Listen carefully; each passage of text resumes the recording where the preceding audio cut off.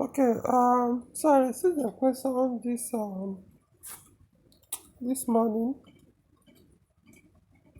Um, but I want to read the previous messages that came in before this particular one on the screen. So let's start from the beginning so that it will make sense.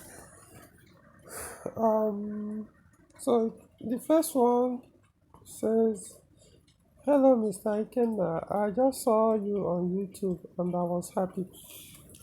I have a Peugeot 307 2006 model or so. The ignition coil is always burning, such that I have now packed it for more than 2 years as I'm broke. My previous tiny light never had such issues. Is it a Peugeot fault or something else?" So, here is another follow-up message from the same person. So it says, "Hello, Lion King. I hope you remember this my message. So after 2.5 years of my Project 307 being grounded due to not starting, they got me this specialist Project auto electrician rewire from Ladipo. He tested the car, changed the fuel pump and spark plugs. Then we cranked and cranked till two batteries died. It still didn't start.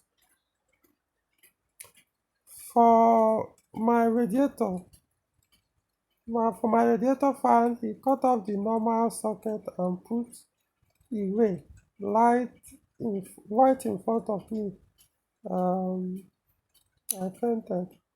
This fan used to come on only when the temperature is at 90 degrees Celsius, but now it's always when ignition is on. The engine has not still worked yet. Please, can you recommend a person in Lagos?"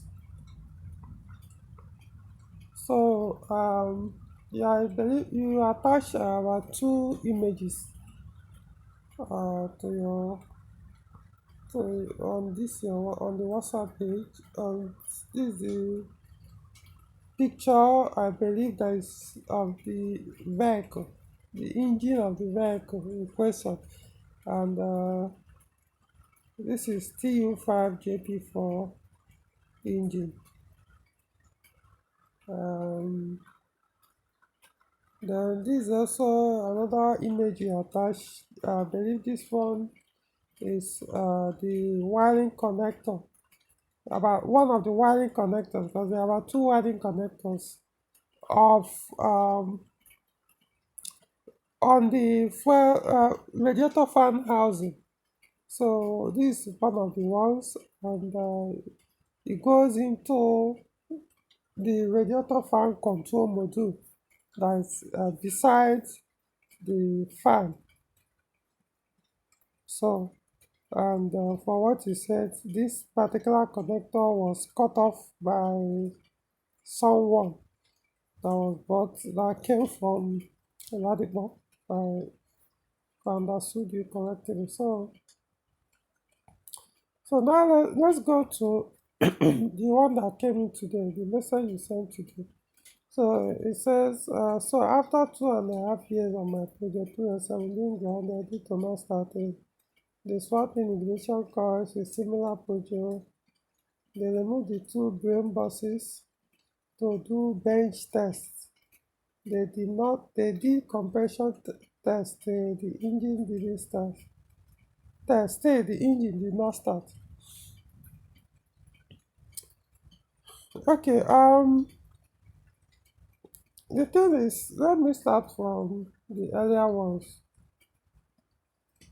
There are some comments you made here that didn't sound like you're actually ready to own a Peugeot or a modern Peugeot vehicle.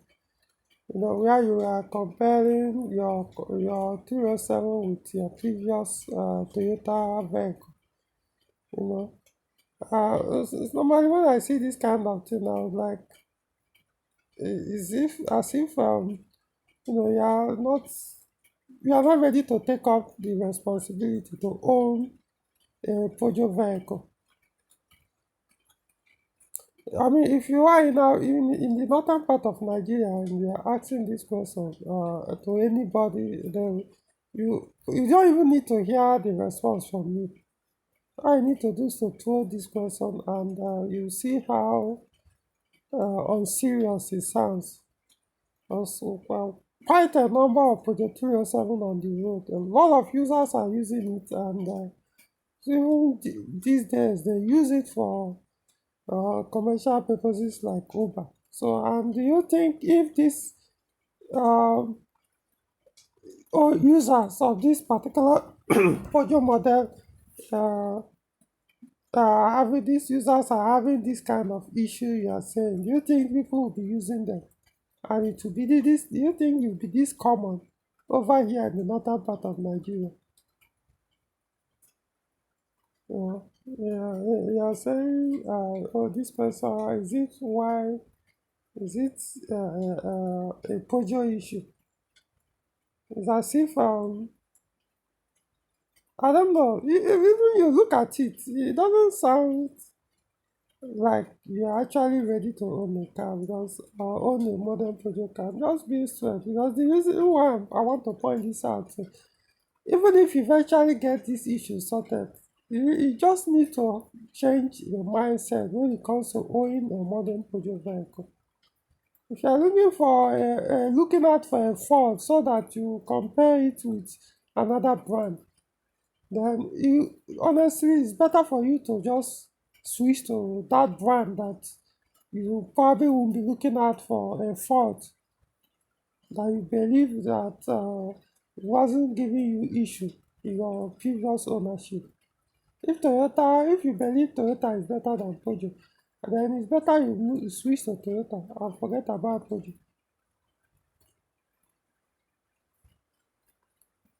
The truth is,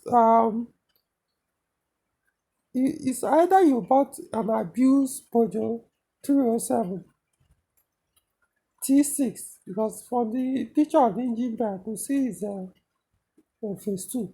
So either you bought an abused Peugeot 307, electrical abuse, or it could even also mechanical abuse because from what I could see here, there are a lot of things that could be wrong, not just the electrical side of the vehicle.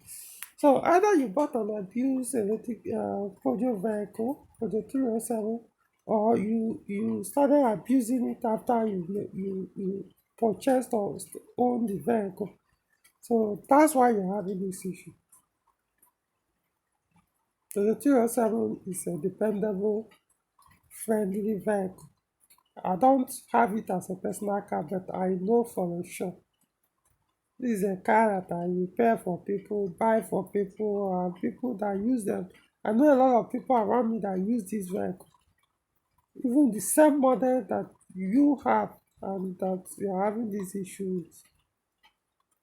So if you're having this kind of issue, then you need to the questions are very clear.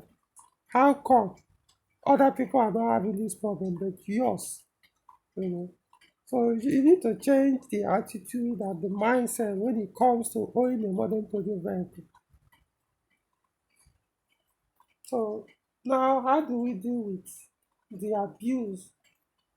Like I say, either this vehicle was seriously abused or severely abused and it wasn't properly inspected and you just went ahead and purchased it, or that it was okay but you bought it and the abuse started during your ownership. For you to be having issue constantly with the ignition coil.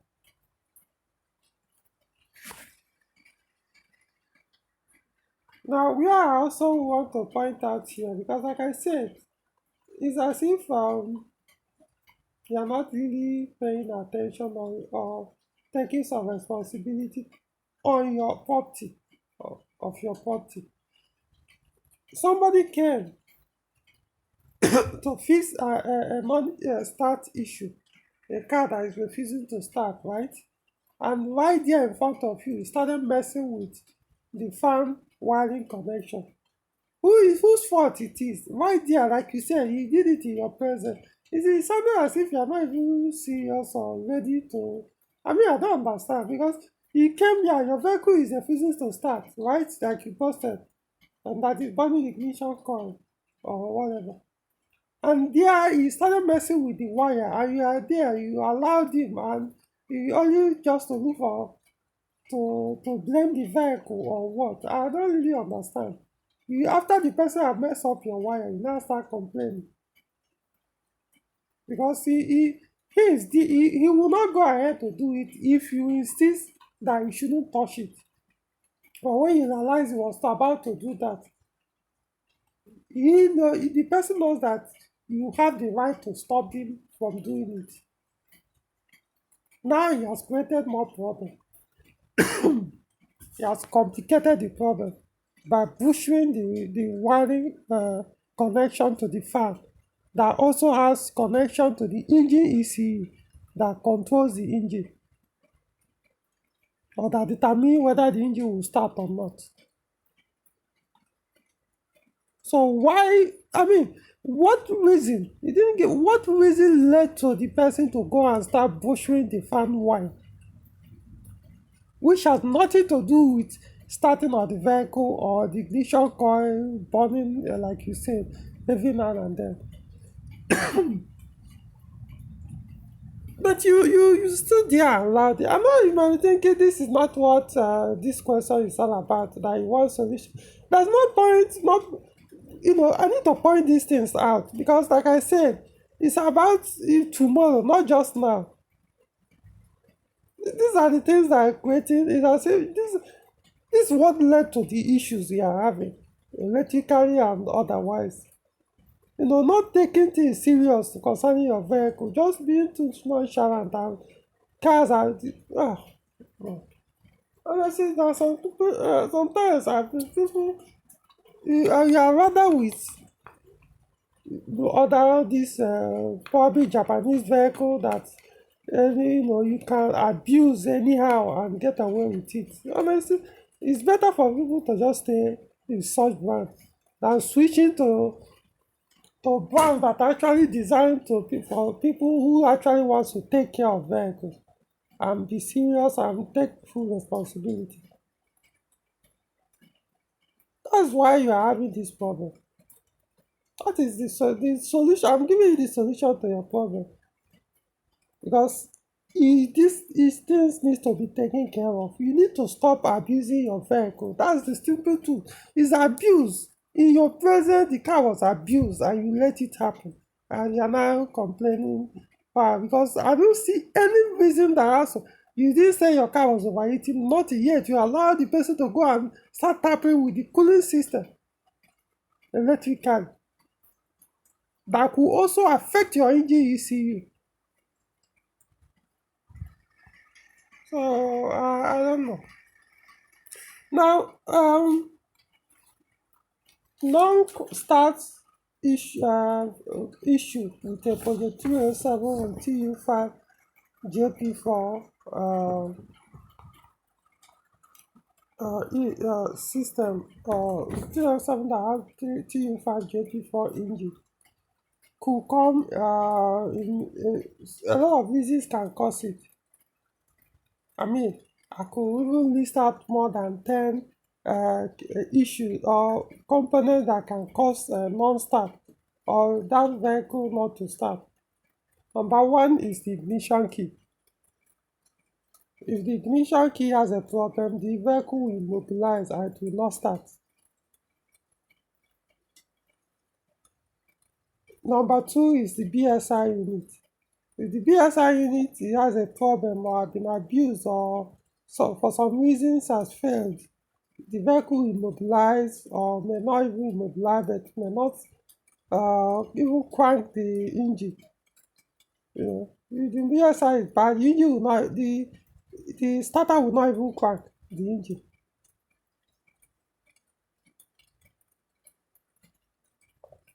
Another component that could also affect the vehicle not to start is the BSM.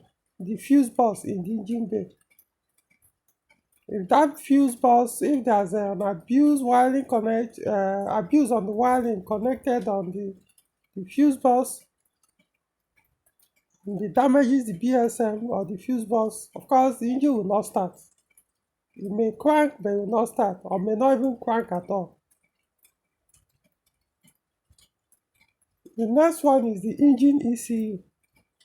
If the engine ECU is faulty, of course the engine will not start, because the engine ECU is what commands the fuel injectors to spray and the ignition coils to produce spark through the spark plugs to eventually produce combustion and the rest. The next components is the wiring harnesses between the BSM, the engine ECU, and the engine ECU and the engine itself. If there's a long wiring connection or some bypass that could also affect the engine ECU, the engine will not start. Even like you mentioned, you already pointed out, if there's a wrong wiring connection to the fan, yes, it can damage the engine ECU. Even though the wiring harness goes from the one photo goes to the fan, didn't even go straight to the engine, but it comes from that fuse box and engine ECU chamber straight to the fan, and it still will affect the ECU and it will not make the engine to start. It could even damage it. So, that's what I'm saying. If there is something wrong with the wiring harness, an abuse or something, whatever it is, yeah, it can affect the engine not to start. Then there are components on the engine that also make the engine not to start, like ignition coil. If the ignition coil is bad, of course, the spark plugs will not function. So the engine will not start. If the fuel pressure is too low, the engine will not start. When I mean fuel pressure, I'm not just talking about the fuel pump.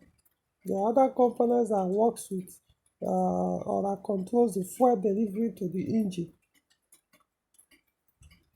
It could be the fuel filter, it could be the fuel pressure regulator, it could be the fuel line. Yes, these things can affect the fuel pressure. So if it's too low, the engine will not start. Or if it's not even producing any fuel at all, any pressure at all, of course it still will not start, or any fuel flow. The next component that could also affect the engine not to start are the fuel injectors. So fuel injectors are controlled by the fuse box in the engine bay and the engine ECU. So if there's a discommunication between the engine ECU and the fuse box and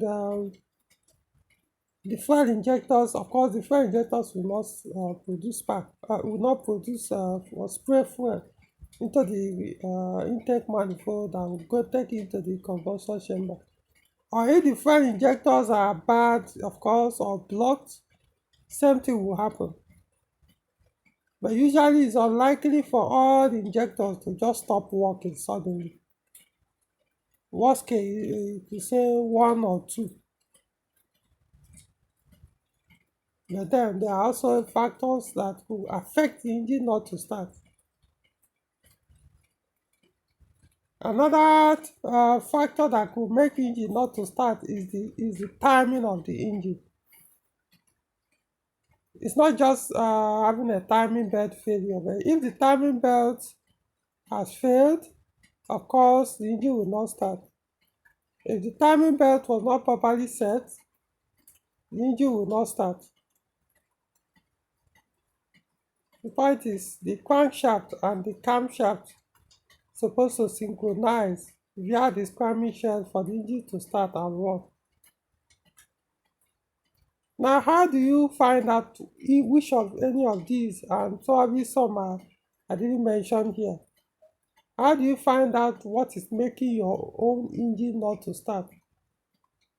You need someone that understands how to properly diagnose that vehicle injection system, injection, ignition, emission, and all that. You need someone that will be able to diagnose it and know which of these that I've listed or that I didn't list that is causing or making your engine not to start. Because it must not even be electrical. Like I said, just because engine is quacking doesn't mean the problem, if it's not starting, that the problem could be electrical. No, it could also be from the engine itself.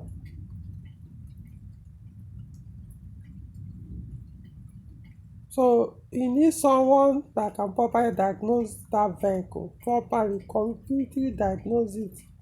Not just like what you say, so they are changing the spark. Why change the fuel pump if the person proper knows how to properly diagnose that vehicle? Why would you change a fuel pump that is working? You don't change a fuel pump by doing guesswork, because you check the pressure. If the pressure is okay, so why replace it? Why do that kind of trial and error? Changing the spark plugs. Yeah, I didn't list out mention spark plugs as some of the things that will cause a car not to start. You know, but if the spark plug, I mean, I don't know. Sometimes I don't know how people.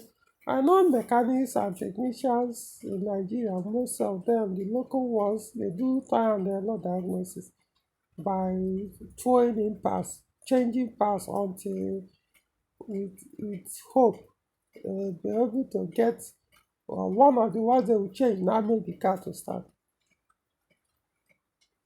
Someone that knows how to diagnose a vehicle usually will start from a scan tool. You have so many diagnostic tools with him, interpret whatever fault found in the ECUs or Bsi unit and the rest. From there, it will narrow down what area to focus on to physically complete the diagnosis. So that's what you need. You need someone that can come, because all these things I've said, it's likely is that the cause is among these things. One or two of them is causing this issue. Now, how do you know which one is it? Somebody has to come and do that. So what I'll do is I'll look for, I don't know, I don't have much contacts. Most of the contacts I have in Lagos, technicians in Lagos, they are not actually people I can actually vouch for to that extent. That yes, that they will be able to do. I don't know how to say that, but that's what I have. So I can only do. I can't leave Abuja to Lagos to go and diagnose a car for someone. So the best I can do is, if I know the one or two persons I know that at least have been successful in some people's cars that I know in Lagos for in diagnosing and repairs.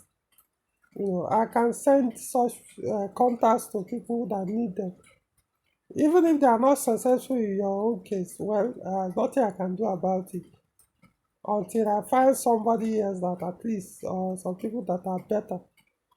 So for now, I'll send what I have. So at least I know about, I think, two people. So I'll send you probably the first one. If it doesn't work out, yeah, you can let me know on the same WhatsApp this, and I'll send the second one. You know, that's the best I can do. But the most important thing is, if you don't want this issue, because it's not, see what you are going, it is not a big deal. Car not starting is not a big deal. Ignition coil burning, then you are buying, what is it called? I've done some videos on this particular engine, where I warn people that there's a particular brand of ignition coil that fail often on that engine. So if I were the owners should avoid buying that particular brand. I know I've done video on this.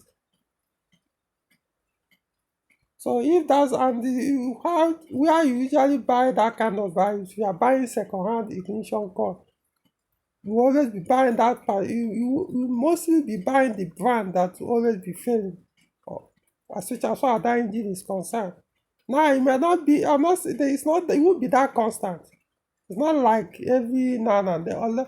You said yours always burning and burning. So I don't know how often they fail.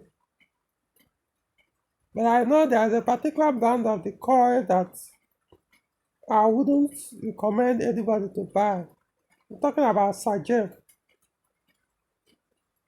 If you want to avoid getting that Sajem, then the best place to get one, a better brand, or the one that will not give you such, is to buy a new one, a good new one.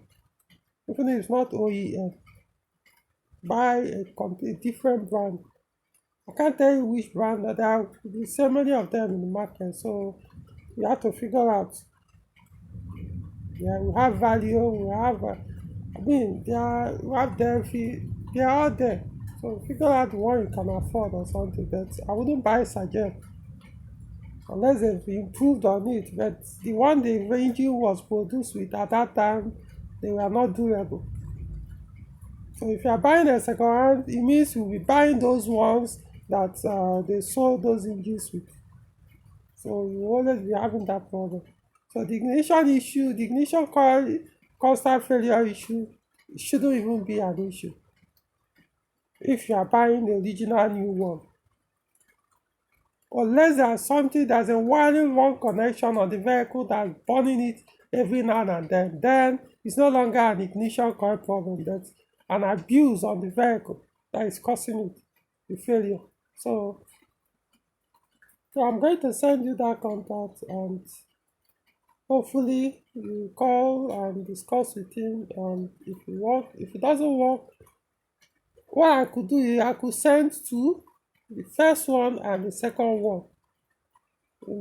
Take the first one, let it be more like the first person you should try. If it doesn't work out or it doesn't make out time to fix, then you could try the second person. That's the best I can do. This issue, I've never come across a 307 that give hard start issue like you described, to the point that for over 2 years, nobody has been able to start the engine.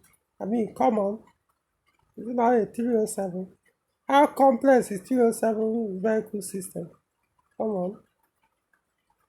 So, and also, like I said earlier in the beginning of the video, just change your attitude when it comes to using European brand of vehicles. Honestly, just erase that maintenance culture when you are using that your Toyota Camry. Cut it out. If you really want, unless you don't want to use this 307, then there's no point even trying to fix it. You can as well scrap it.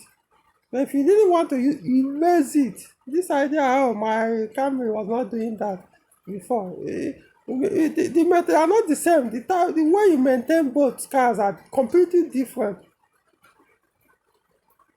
You can probably abuse that Camry and get away with it, but this one you can't abuse it. So if the people who like abusing cars will not be able to own or use a Peugeot 307, that's my point. So if you want to own a Peugeot 307, then you have to take some responsibility, know the type of people you give your car to diagnose and repair for you. Like the kind of person that came and start bushing your fan wire, and you stood there to allow the person to push out water, something that has nothing to do with your car issue. You allowed him to mess it up. It's as if you are even enjoying it. Even with all these emoticons you are posting, like you are enjoying the abuse of the vehicle. I mean, even you yourself go through it and read what you posted. So change how you own a Peugeot, to how you own a Peugeot vehicle. You have to change that mindset for you to be able to avoid similar issues in future on that vehicle. But I believe these people I'm going to send to you will be able to figure out what the problem is. I don't know what it is. because I can only tell if I were the one diagnosing the car. Physical, no, as in 101, that's how we'll be able to figure out the issue. This is not about guesswork. When you diagnose a car properly, you see what is possible. Okay, so I think that's all I have for this. Hopefully, those people will sort it out for you.